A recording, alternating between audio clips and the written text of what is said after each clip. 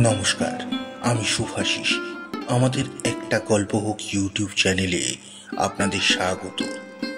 আজকের গল্প শরৎচন্দ্র চট্টোপাধ্যায়ের কাহিনী অবলম্বনে মামলার ফল। গল্প পাঠে এবং সমগ্র পরিচালনায় আমি শুভাশিস। বিশেষ সহায়তায় দেবযানী। পোস্টার এবং সাউন্ড এফেক্ট শুভ। বুড়া বৃন্দাবন সামন্তর মৃত্যুর পরে তার দুই ছেলে শিবু আর শম্ভু সামন্ত প্রত্যাহ ঝগড়া লড়াই করিয়াই মাস 6 একান্নে এক বাটিতে কাটাইল। তারপরে একদিন পৃথক হইয়া গেল। গ্রামের জমিদার চৌধুরী মশাই নিজে আসিয়া তাহার যে চাষবাস, জমি জমা, পুকুর, বাগান সমস্ত ভাগ করিয়া দিলেন। ছোট ভাই সমুখের পুকুরে ওধারে খান্দই মাটির ঘর তুলিয়া ছোট বউ এবং ছেলেপুলে রইয়া বাস্তু ছাড়িয়া উঠিয়া গেল। সমস্তই ভাগ হইয়াছিল, শুধু একটা ছোট বাঁশঝাড় ভাগ হইতে পাইল না। কারণ শিবু আপত্তি করিয়া কহিল, চৌধুরী মশাই, বাঁশঝাড়টা আমার নিতান্তই চাই। ঘরদোর সব পুরনো হয়েছে, বাঁশের বাতা বাকারি বদলাতে, খোটাখুটি দিতে আমার বাঁশ নিত্য প্রয়োজন। গায়ে কার কাছে চাইতে যাব বলুন? শম্ভু প্রতিবাদের জন্য উঠিয়া বড় ভাইয়ের মুখের ওপর হাত নাড়িয়া বলিল, আহা আহা, ওর ঘরে খোটাখুটিতে বাস চাই আর আমার ঘরে কলা গাছ চিরে দিলেই হবে না? সে হবে না চৌধুরী মশাই। বাঁশঝাড়টা আমার না থাকলে চলবে না, তা বলে দিচ্ছি। মীমাংসা ওই পর্যন্ত হইয়া রহিল। সুতরাং ওই সম্পত্তিটা রহিল দুই শরিকের। তার ফল হইল এই যে, শম্ভু একটা কঞ্চিতে হাত দিতে আসিলেও শিবু দা লইয়া তাড়িয়া আসে। আবার শিবুর স্ত্রী বাঁশঝাড়ের তলা দিয়া হাঁটিলে শম্ভু লাঠি লইয়া মারিতে দৌড়ায়। সেদিন সকালে এই বাঁশঝাড় উপলক্ষ করিয়া উভয় পরিবারে তুমুল দাঙ্গা হইয়া গেল। ষষ্ঠী পূজা কিংবা এমনকি একটা দৈব কার্যে বড় বড় গঙ্গাবনির কিছু বাঁশ পাতার আবশ্যক ছিল। পল্লীগ্রামে এই বস্তুটির দুর্লভ নয়, অনায়াসে অন্যত্র সংগ্রহ হইতে পারিত, কিন্তু নিজের বাড়িতে থাকিতে পরের কাছে হাত পাতিতে তাহার শরম বোধ হইল। বিশেষত তাহার মনে ভরসা ছিল, দেবর এতক্ষণে নিশ্চয় মাঠে গিয়াছে, ছোট বউ একা কি আর করিবে। কিন্তু কি কারণে শম্ভু সেদিন মাঠে বাহির হইতে বিলম্ব হইয়াছিল? সে সবেমাত্র পান্তা ভাত শেষ করিয়া হাত ধুইবার উদ্যোগ করিয়াছিল। এমনি সময় ছোট বউ পুকুর ঘাটে গিয়া উঠিপড়ি করিয়া ছুটিয়া আসিয়া স্বামীকে সংবাদ দিল, শম্ভু কোথায় রহিল জলের ঘটি, কোথায় রইল হাত মুখ ধোয়া। সে রইরাই শব্দে সমস্ত পাড়াটা তোলপাড় করিয়া 3 লাফে আসিয়া এটো হাতেই পাতা কয়টি কাড়িয়া টান মারিয়া ফেলিয়া দিল এবং সঙ্গে সঙ্গে বড় বউয়ের প্রতি যে সকল বাক্য প্রয়োগ করিল সে সকল যেখানেই শিখিয়া থাকুক। রামায়ণের লক্ষণ চরিত্র হইতে সে শিক্ষা করে নাই, তাহা নিঃসংশয়ই বলা যায়। এদিকে বড় বউ কাঁদিতে কাঁদিতে বাড়ি গিয়া মাঠে স্বামীর নিকট খবর পাঠাইয়া দিল। শিবুর লাঙল ফেলিয়া কাঁচতে হাতে করিয়া ছুটিয়া আসিল এবং বাঁশঝাড়ের অদূরে দাঁড়াইয়া অনুপস্থিত কনিষ্ঠের উদ্দেশ্যে অস্ত্র ঘুরাইয়া চিৎকার করিয়া এমন কাণ্ড বাঁধাইল যে ভিড় জমিয়া গেল। তাহাতেও যখন ক্ষোভ মিটিল না, তখন সে জমিদারের বাড়িতে নালিশ করিতে গেল এবং এই বলিয়া শাসাইয়া গেল যে, চৌধুরী মশাই এর বিচার করবে ভালো, চৌধুরী মশাই এর বিচার করেন ভালো, না হলে আমি সদরে গিয়া 1 নম্বর রুজু করব, তবে আমার নাম শিবু সামন্ত। ওদিকে শম্ভু বাঁশপাড়ার কারার কর্তব্যটা শেষ করিয়া মনের সুখে হাল গরু লইয়া মাঠে চলিয়া গিয়েছিল। স্ত্রীর নিষেধ শুনে নাই। বাড়িতে ছোট বউ একা। ইতিমধ্যে ভাসুর আসিয়া চিৎকারে পাড়া জড়ো করিয়া বীর দর্পে একতরফা জয়ী হইয়া চলিয়া গেলেন। ভাতৃবধূ হইয়া সে সমস্ত কানে শুনিয়াও একটা কথার জবাব দিতে পারিল না। ইহাতে তার মনস্তাপ ও স্বামীর বিরুদ্ধে অভিমান অবধি রহিল না। সে রান্নাঘরের দিকেও গেল না, বিরস মুখে দাওয়ার ওপর পা ছড়াইয়া বসিয়া রহিল। শিবুর বাড়িতেও সেই দশা।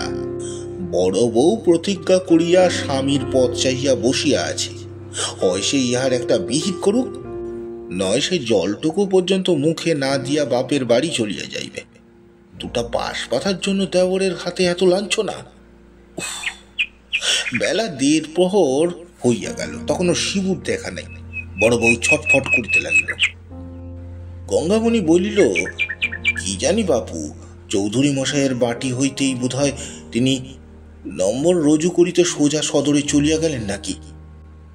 এমন সময় বাহিরের দরজায় ঝনাত করিয়া সজোরে ধাক্কা দিয়া শম্ভুর বড় ছেলে গঙ্গারাম প্রবেশ করিল। বয়স তাহার 16-17 কিংবা এমন একটা কিছু, কিন্তু এই বয়সে ক্রোধ এবং ভাষাটা তার বাপকে ডিঙাইয়া গিয়াছিল। সে গ্রামের মাইনর স্কুলে পড়ে। আজকাল মর্নিং স্কুল, বেলা 10:30টায় স্কুলে ছুটি হইয়াছে। গঙ্গারামের যখন 1 বৎসর বয়স, তখন জননীর মৃত্যু হয়।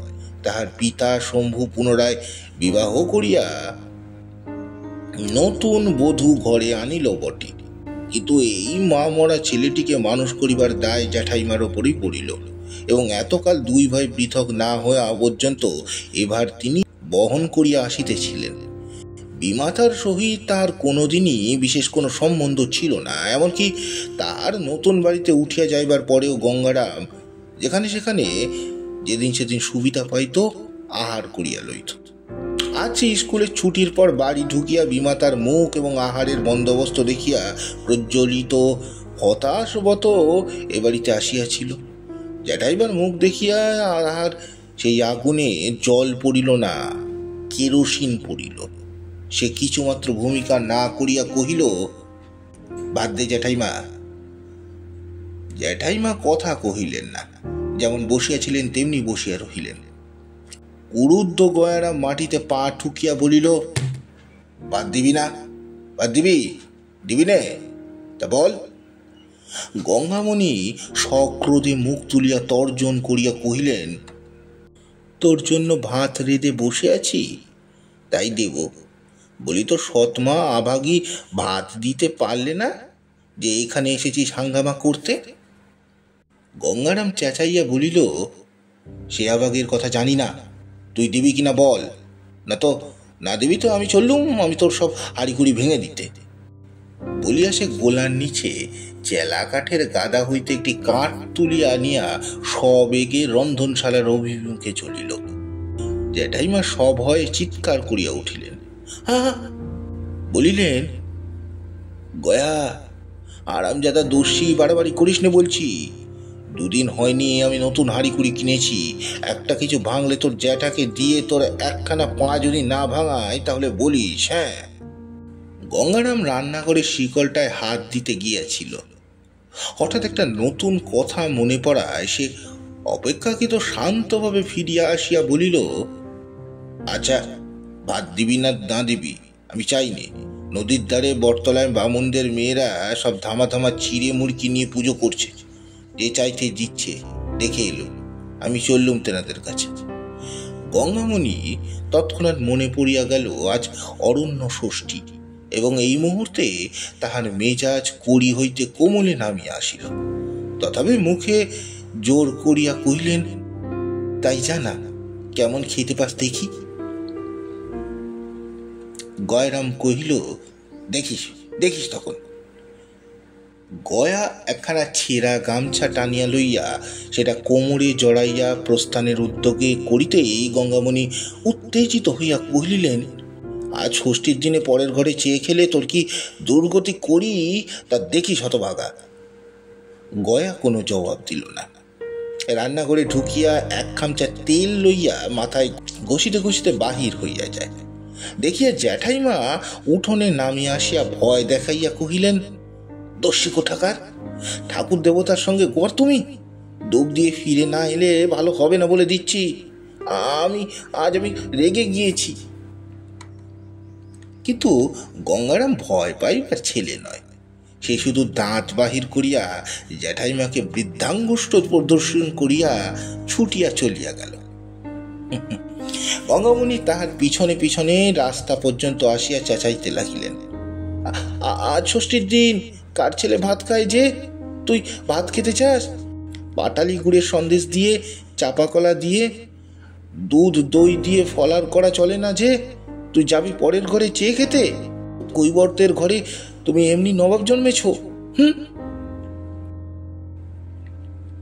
গয়া কিছু দূরে ফিরিয়া দাঁড়াইয়া বলিল, তবে তুই দিলিনি কেন পোড়ারমুখী? কেন বললি নেই? গঙ্গামণি গালে হাত দিয়া অবাক হইয়া বলিলেন, শোনো ছেলের কথা, কখন আবার বললুম তোকে কিছু নেই? কোথায় চান, কোথায় কি? দস্যির মতো ঢুকেই বলে দে ভাত। ভাত কি আজ খেতে আছে যে দেব? আমি বলি সবই তো মজুদ, ডুবটা দিয়ে এলেই। ফলার তোর পুচুক, রোজ রোজ আবাগিরা ঝগড়া করে রান্নাঘরে শিকল টেন দিয়ে পা ছড়িয়ে বসে থাকবে। আর রোজ আমি 3 বেলা ভাতে ভাত খাবো। যা, আমি তোদের কারোর কাছে খেতে চাই না। সে হন হন করিয়া চলিয়া যায়। দেখিয়া গঙ্গামণি সেখানে দাঁড়াইয়া কাঁদো কাঁদো গলায় চেঁচাইতে লাগিলেন, আজ ষষ্ঠীর দিনে কারো কাছে চেয়ে খেয়ে অমঙ্গল করিস নে গয়া। লক্ষ্মী বাপ আমার, না হয় 4টে পয়সা দেব, শোন শোন। গয়ারাম কোনো ভ্রুক্ষেপ করিল না, দ্রুত বেগে প্রস্থান করিল। বলিতে বলিতে গেল, না চাই না আমি ফলার, চাই না আমি পয়সা, তোর ফলারে আমি ইত্যাদি ইত্যাদি। সে দৃষ্টির অন্তরালে চলিয়া গেল। গঙ্গামণি বাড়ি ফিরিয়া রাগে দুঃখে অভিমানে নির্জীবের মতো দাওয়ার ওপর বসিয়া পড়িলেন এবং গয়ার কুব্যবহারে মর্মাহত হইয়া তাহার বিমাতার মাথা খাইতে লাগিলেন। কিন্তু নদীর পথে চলিতে চলিতে গয়া জ্যাঠাইমার কথাগুলো কানে বাজিতে লাগিল। একে উত্তম আহারের প্রতি স্বভাবত তার একটু লোভ অধিক ছিল। পাটালি গুড়ের সন্দেশ, দুগ্ধ, দধি, চাপা কলা, তার উপর 4-5 পয়সা দক্ষিণা। মনটা তাহার দ্রুত নরম হইয়া আসিতে লাগিল। স্নান সারিয়া গয়ারাম প্রচন্ড ক্ষুধা লইয়া আবার ফিরিয়া আসিল। উঠানে দাঁড়াইয়া ডাক দিল, ফলারের সব শিগগির নিয়া জ্যাঠাইমা, আমার বড্ড খিদে পেয়েছে, কিন্তু পাটালি সন্দেশ কম দিবি তো, আজ তোকে কিন্তু খেয়ে ফেলবো। গঙ্গামণি সেই মাত্রই গরুর কাজ করিতে গোয়ালে ঢুকিয়া গিয়েছিলেন। গয়ার ডাক শুনিয়া মনে মনে প্রমাদ গুনিলেন। ঘরে দুধ দই চিরা গুড় ছিল বটে, কিন্তু চাপা কলা ছিল না, পাটালি গুড়ের সন্দেশও ছিল না। তখন গয়াকে আটকাইবার জন্য যা মুখে আসিয়াছিল তাই বলিয়া লোভ দেখাইয়াছিলেন। তিনি সেইখানে হইতে সাড়া দিয়া কহিলেন, তুই ততক্ষণে ভিজে কাপড় ছাড় বাবা, আমি পুকুর থেকে হাত ধুয়ে আসছি।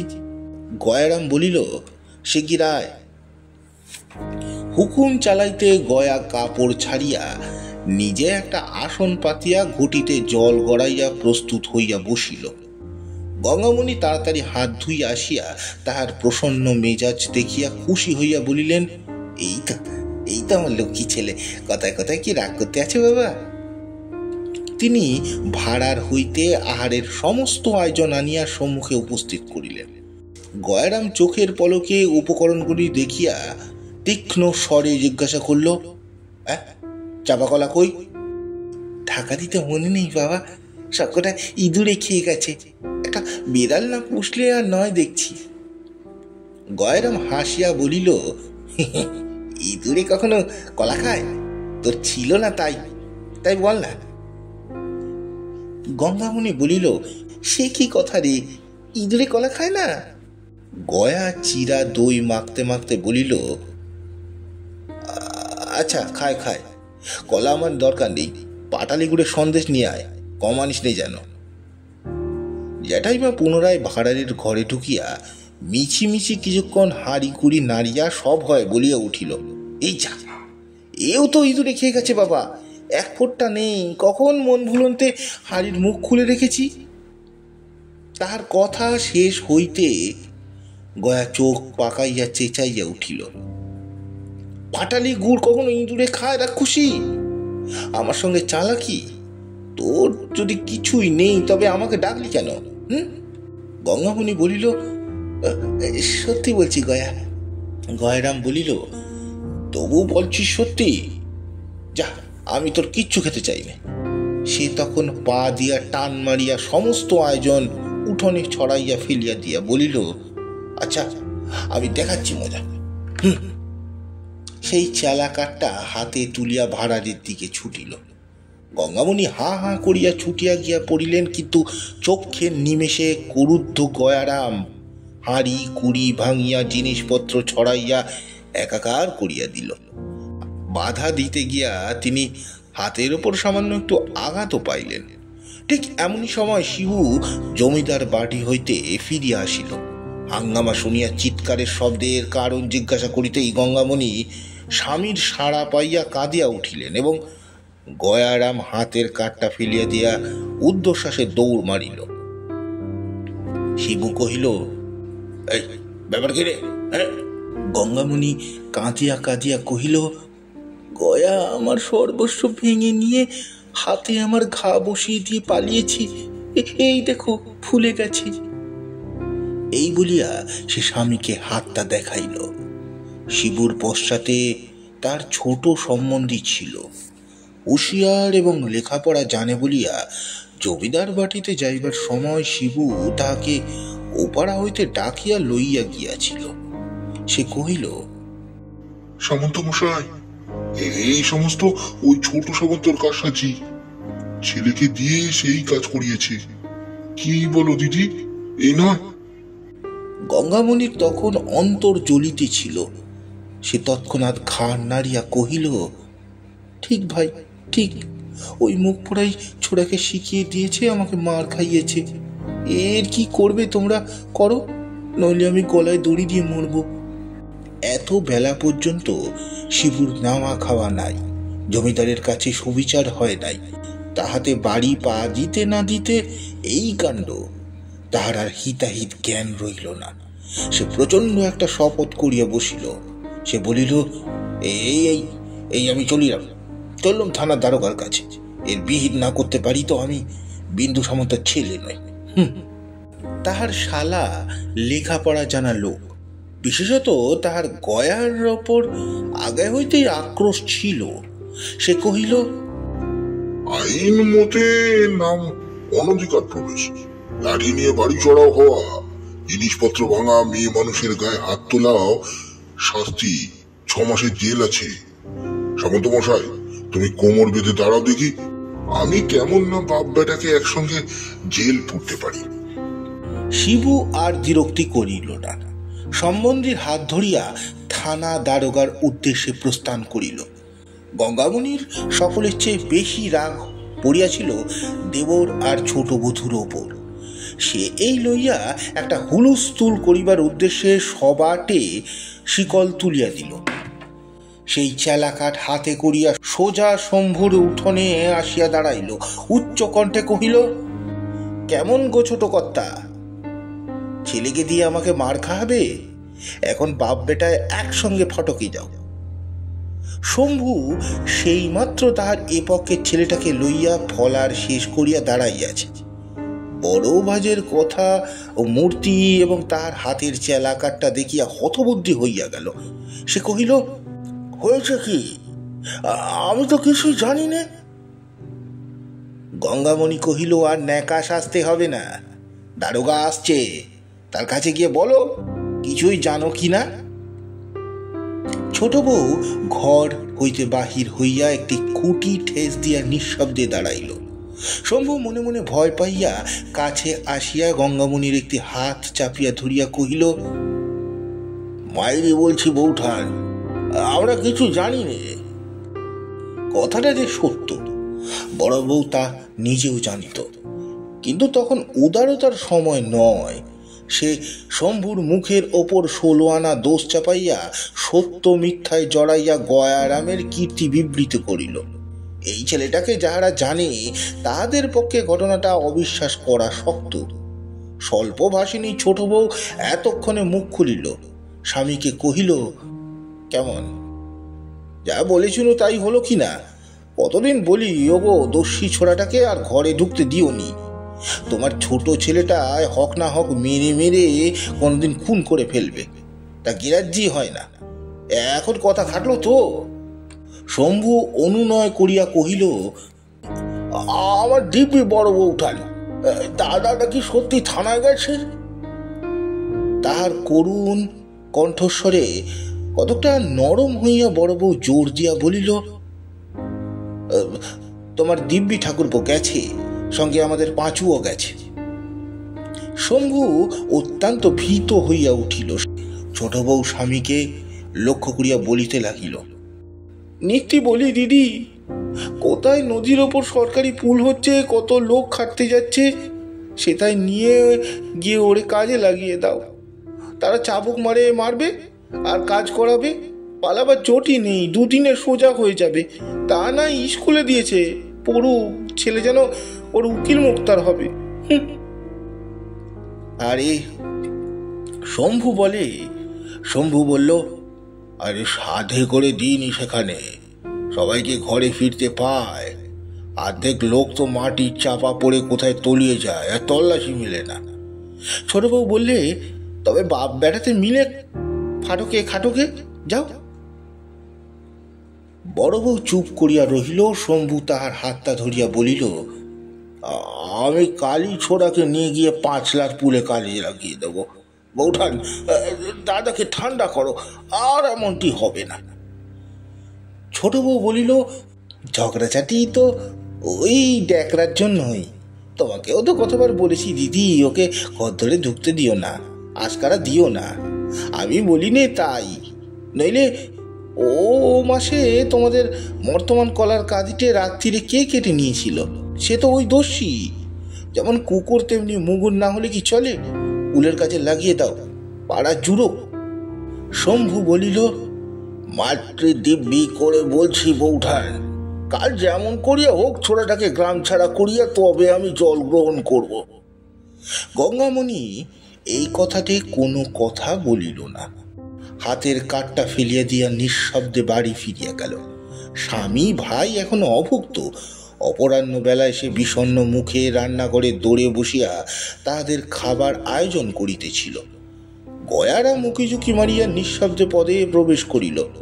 বাটিতে আর কেহ নাই দেখিয়া সে সাহসে ভর করিয়া একবারে পিছনে আসিয়া ডাক দিল, জ্যাঠাইমা। জ্যাঠাইমা চমকিয়া উঠিলেন, কিন্তু কথা কহিলেন না। গয়ারাম অদূরে ক্লান্তভাবে ধপাস করিয়া বসিয়া পড়িয়া কহিল, আচ্ছা যা আছে তাই দে, আমার বড্ড খিদে পেয়েছে। খাবার কথায় গঙ্গামণির শান্ত ক্রোধ মুহূর্তে প্রজ্বলিত হয়ে উঠিল। তিনি মুখের প্রতি না চাহিয়া সক্রোধে বলিয়া উঠিলেন, বেহায়া, ওরার মুখ, আবার আমার কাছে এসছিস খিদে বলে? দূর দূর হয় এখান থেকে। গয়ারাম কহিল, দূর হব তোর কথায়? গঙ্গামণি বলিল, হ্যাঁ, আরামজাদা নচ্ছার, আমি আবার তোকে খেতে দেব? গয়ারাম বলিল, তুই দিবি নে? তোকে খেতে দেবে কেন? তুই ইঁদুরের দোষ দিয়ে মিছে কথা বললি কেন? ভালো করে বললি নি, বাবা এইটা খেয়ে নে, আর কিছু নেই, তাহলে তো আমার রাগ হয় না।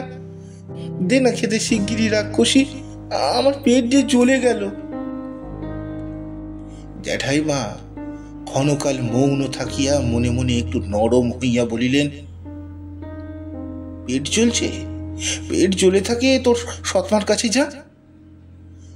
বিমাতার নামে গয়া চক্ষের পলকে আগুন হইয়া বলিল, সেই আবাগিন নাকি আমি আর মুখ দেখব? শুধু ঘরে আমার ছিপটা আনতে ভুলে গেছি বলে। দূর দূর, এইবার জেলের ভাত খেয়ে যা। আমি বললুম, তোদের ভাত আমি খেতে আসিনি, আমি জ্যাঠাইমার কাছে যাচ্ছি। ওরার মুখে কম শয়তান? ওই গিয়ে লাগিয়েছে বলেই তো বাবা তোর হাত থেকে বাঁশপাতা কেড়ে নিয়েছে। বলিয়া সে সজোরে মাটিতে একটা পা তুলিয়া কহিল, তুই রাক্ষসী, নিজের পাতা আনতে গিয়ে অপমান হলি, কেন আমায় বললিনি? ওই বাঁশঝাড় সমস্ত আমি যদি আগুন দিয়ে না পোড়াই তো আমার নাম গয়া নয়। তা দেখিস, আবার কি আমায় বললে কি জানিস জ্যাঠাইমা? বলে তোর জ্যাঠাইমা থানায় খবর পাঠিয়েছে, দারোগা এসে বেঁধে তোকে জেলে নিয়ে যাবে। শুনলি কথা হতভাগীর? গঙ্গামণি কহিল, তোর জ্যাঠামশাই পাঁচুকে নিয়ে গেছে থানায়, তুই আমার গায়ে হাত তুলিস? এত বড় আসপদ্দা তোর? পাঁচু মামাকে গঙ্গা একেবারেই দেখিতে পারত না। সে আবার যোগ দিয়াছে শুনিয়া জ্বলিয়া উঠিয়া বলিল, কেন তুই রাগের সময় আমার আটকেতে গেলি? গঙ্গামণি কহিল, তাই তাই তুই আমায় মারবি? এখন যা, পাঠকে গিয়ে বাধা থাকবে, যা। গয়া বৃদ্ধাঙ্গুষ্টি দেখিয়া বলিল, কি আমাকে ফাটকে দিবি? দে না, দিয়ে একবার মজা দেখ না। আপনিই কেঁদে কেঁদে মরে যাবি, আমার কি হবে? গঙ্গামণি বলিল, আমার বয়ে গেছে কাঁদতে, যা যা আমার সম্মুখ থেকে, যা বলছি, 70 বালাই কোথাকার। গয়ারাম বলিল, তুই তুই আগে খেতে দে, তবে তো যাবো। কখন 7 সকালে 2টো মুড়ি খেয়েছি বলতো, খিদে পায় না আমার। গঙ্গামণি কি একটা বলিতে যাইতেছিল, এমন সময় শিবু পাঁচুকে লইয়া থানা হইতে ফিরিয়া আসিল এবং গয়ার প্রতি চোখ পড়িবা মাত্র বারুদের মতো জ্বলিয়া উঠিয়া চিৎকার করিল, হারামজাদা পাজি, আবার আমার বাড়িতে ঢুকেছিস? বেরো বেরো এখান থেকে বলছি। এই পাঁচু, ধর ধর ধর ধর, শোরটাকে ধর। বিদ্যুৎ বেগে গয়ারাম দরজা দিয়া দৌড় মারিল। চেঁচাইয়া বলিয়া গেল, পিচো শালার একটা ঠ্যাং ভেঙে দি তো আমার নাম গয়ারাম নই। চোখের পলকে এই কাণ্ড ঘটিয়া গেল। গঙ্গামণি একটি কথা কহিবারও অবকাশ পাইল না। তোর আশকারা পেয়েও এমন হচ্ছে, আর যদি কখনো হারামজাদাকে বাড়িতে ঢুকতে দিস তো তোর বড় দিব্যি রইল। পাঁচু কহিল, দিদি, তোমাদের কি আমারই সর্বনাশ?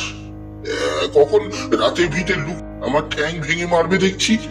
শিবু কহিল, কাল সকালে যদি পুলিশ পেয়াদা দিয়ে ওর হাতে দড়ি না পড়ায় তো আমার নাম শিবু সামন্ত নয়। গঙ্গামণি কাঠ হইয়া বসিয়া রহিল, একটা কথাও তার মুখ দিয়া বাহির হইল না। বিতু পাঁচ করি সে রাত্রে আর বাড়ি গেল না, এইখানেই শুইয়া রহিল। পরদিন বেলা 10টার সময় ক্রোশ 2 দূরের পথ হইতে দারোগাবাবু উপযুক্ত দক্ষিণাদি গ্রহণ করিয়া পালকি চড়িয়া কনস্টেবল এবং চৌকিদার আদি সমবিবাহারে সরেজমিনে তদন্ত করিতে উপস্থিত হইলেন। অনধিকার প্রবেশ, জিনিসপত্র তছরূপ, চেলা কাঠের দ্বারা স্ত্রীলোকের অঙ্গে প্রহার ইত্যাদি বড় বড় ধারার অভিযোগ সমস্ত গ্রামবয় একটা হুলস্থুল পড়িয়া গেল। প্রধান আসামি গয়ারাম তাহাকে কৌশলে ধরিয়া আনিয়া হাজির করতেই সে কনস্টেবল, চৌকিদার প্রভৃতি দেখিয়া ভয়ে কাঁদিয়া ফেলিল। আমাকে কেউ দেখতে পারে না, আমাকে ফাটক দিতে চায়।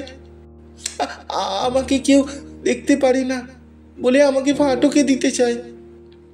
দারোগা বুড়া মানুষ, তিনি আসামির বয়স এবং কান্না দেখিয়া দয়াদ্র চিত্তে জিজ্ঞাসা করিলেন, তোমাকে কেউ ভালোবাসে না গয়ারাম? গয়ারাম কহিল, আমাকে শুধু আমার জ্যাঠাইমা ভালোবাসে, আর কেউ না। তবে তুমি জ্যাঠাইমাকে মেরেছো কেন? গয়ারাম কহিল, না, মারিনি। কবারের আড়ালে গঙ্গামণি দাঁড়াইয়াছিলেন। সেদিকে চাইয়া গয়ারাম কহিল, তোকে আমি কখন মেরেছি জ্যাঠাইমা? পাঁচু নিকটে বসিয়াছিল, সে একটু কটাক্ষে চাহিয়া কহিল, দিদি, অজুর জিজ্ঞেস করছেন, সত্যি কথা বল। ও কাল দুপুরবেলা বাড়ি চড়াও হয়ে কাঠের বাড়ি তোকে মারিনি? ধর্মাবতারের কাছে যেন মিথ্যা কথা বলিসনি। গঙ্গামণি অস্ফুটে যাহা কহিল, পাঁচু তাহাই পরিস্ফুট করিয়া বলিল। পাঁচু বলিল, হ্যাঁ হুজুর, আমার দিদি বলছে ও মেরেছে। গয়া অগ্নিমূর্তি হইয়া চেঁচাইয়া উঠিল। গয়ারাম বলিল, দেখ পেছো, তোর আমি না পা ভাঙি তো। রাগে কথাটা তার সম্পূর্ণ হইতে পাইল না, কাঁদিয়া ফেলিল। পাঁচু উত্তেজিত হইয়া বলিল, দেখলেন দেখলেন হুজুর, হুজুরের সম্মুখে বলছে পা ভেঙে দেবে, আড়ালে ও খুন করতে পারে, ওকে বাঁধবার হুকুম দিন। দারোগা শুধু একবার হাসিলেন। গয়া চোখ মুছিতে মুছিতে বলিল, আমার মা নেই তাই, নইলে। এবারে কথাটা তাহার শেষ হইতে পারিল না।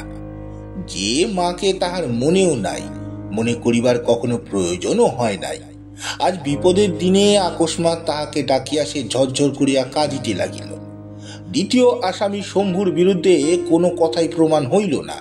দারোগাবাবু আদালতে নালিশ করিবার হুকুম দিয়া রিপোর্ট লিখিয়া চলিয়া গেলেন। পাঁচু মামলা চালানো, তাহার যথারীতি তদবির করার দায়িত্ব গ্রহণ করিল এবং তাহার ভগিনীর প্রতি গুরুতর অত্যাচারের জন্য গয়ার যে কঠিন শাস্তি হইবে এ কথা চতুর্দিকে বলিয়া বেড়াইতে লাগিল। কিন্তু গয়া সম্পূর্ণ নিরুদ্দেশ। পাড়া প্রতিবেশীরা শিবুর এই আচরণে অত্যন্ত নিন্দা করতে লাগিল। শিবু তাহাদের সহিত লড়াই করিয়া বেড়াইতে লাগিল, কিন্তু শিবু স্ত্রী একেবারে চুপচাপ। সেই দিন গয়ার দূর সম্পর্কের এক মাসি খবর শুনিয়া শিবুর বাড়ি রহিয়া তাহার স্ত্রীকে যা ইচ্ছা তা বলিয়া গালিগালাজ করিয়া গেল, কিন্তু গঙ্গামণি একেবারে নির্বাক হইয়া রহিল। শিবু পাশের বাড়ির লোকের কাছে এই শুনিয়া রাগ করিয়া স্ত্রীকে কহিল, তুই চুপ করে রইলি, একটা কথা বললি নে?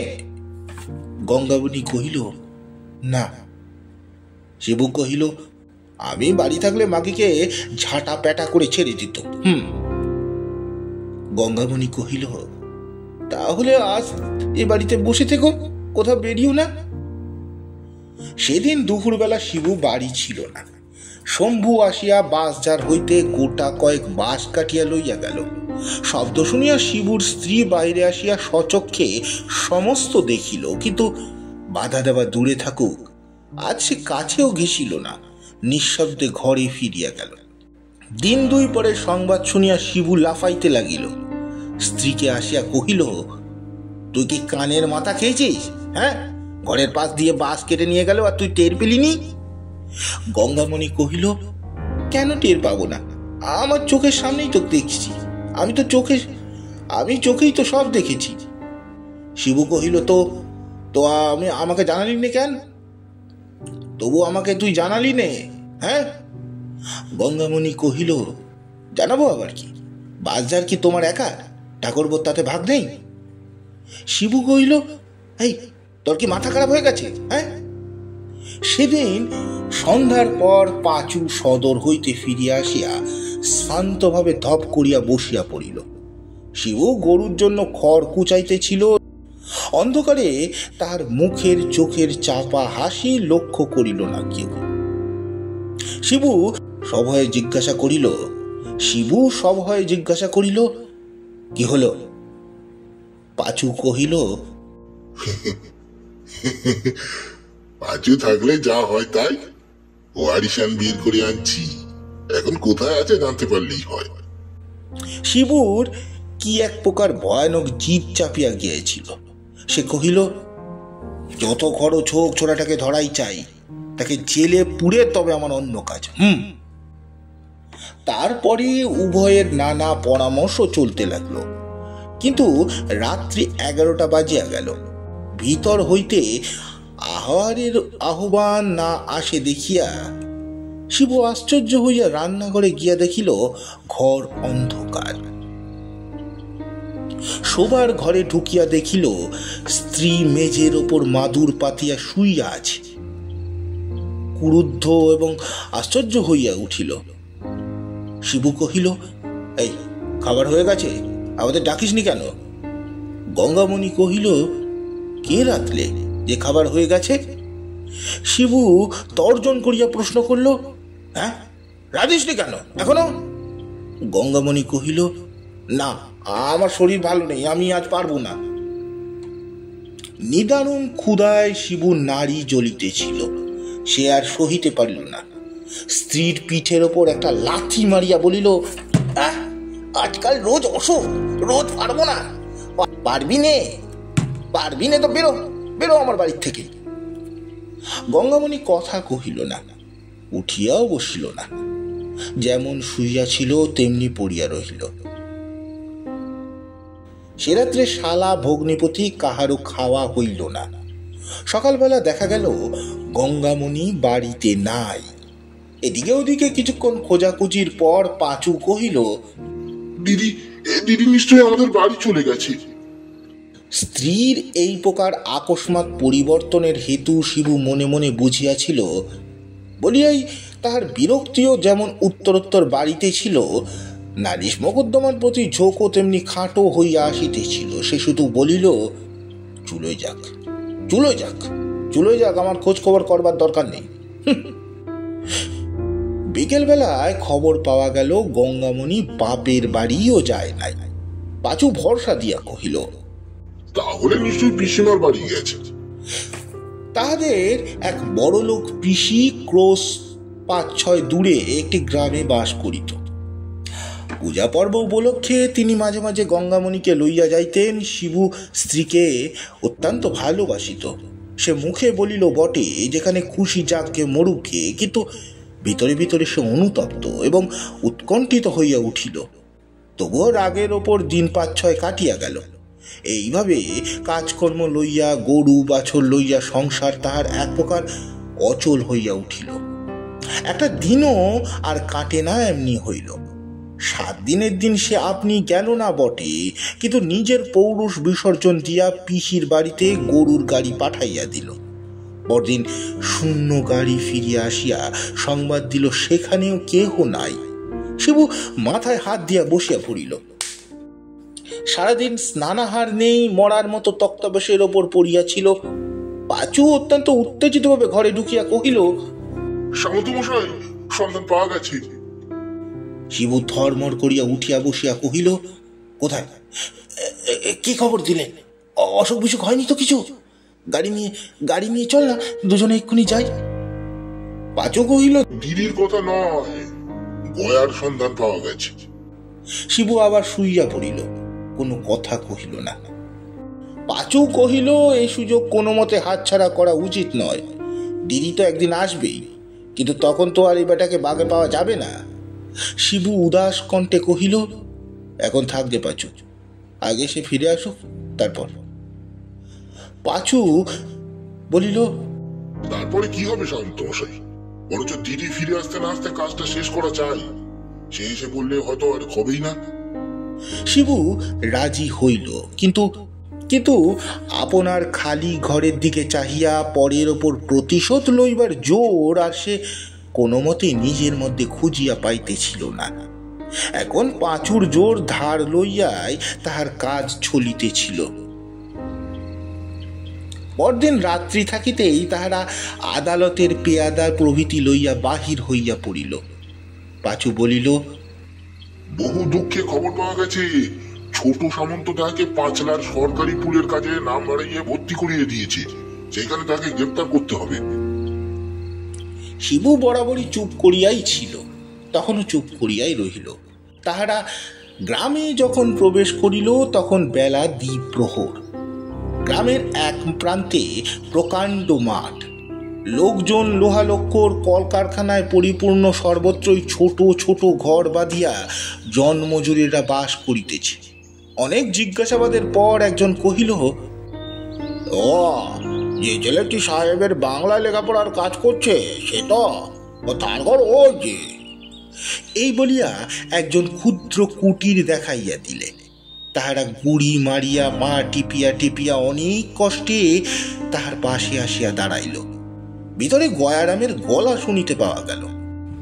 পাঁচু পুলকে উচ্ছ্বাসিত হইয়া পেয়াদা এবং শিবুকে লইয়া বীর দর্পে আকস্মাৎ কুটিরের উন্মুক্ত দ্বার রোধ করিয়া দাঁড়াইবা মাত্র তাহার সমস্ত মুখ বিস্ময়ে, ক্ষোভে, নিরাশায় কালো হইয়া গেল। তাহার দিদি ভাত বাড়িয়া দিয়া একখানা হাত পাখা লইয়া বাতাস করিতেছে এবং গয়ারাম ভোজনে বসিয়াছে। শিবুকে দেখিতে পাইয়া গঙ্গামণি মাথায় আঁচলটা তুলিয়া দিয়া শুধু কহিল, তোমরা একটু জিরিয়ে নদী থেকে নিয়ে এসো গিয়ে, আমি ততক্ষণে এক হাঁড়ি ভাত চড়িয়ে দিই।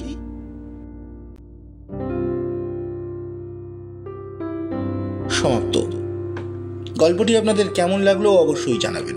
গল্পটি ভালো লাগলে লাইক, কমেন্ট, সাবস্ক্রাইব ও শেয়ার করতে ভুলবেন না। নমস্কার।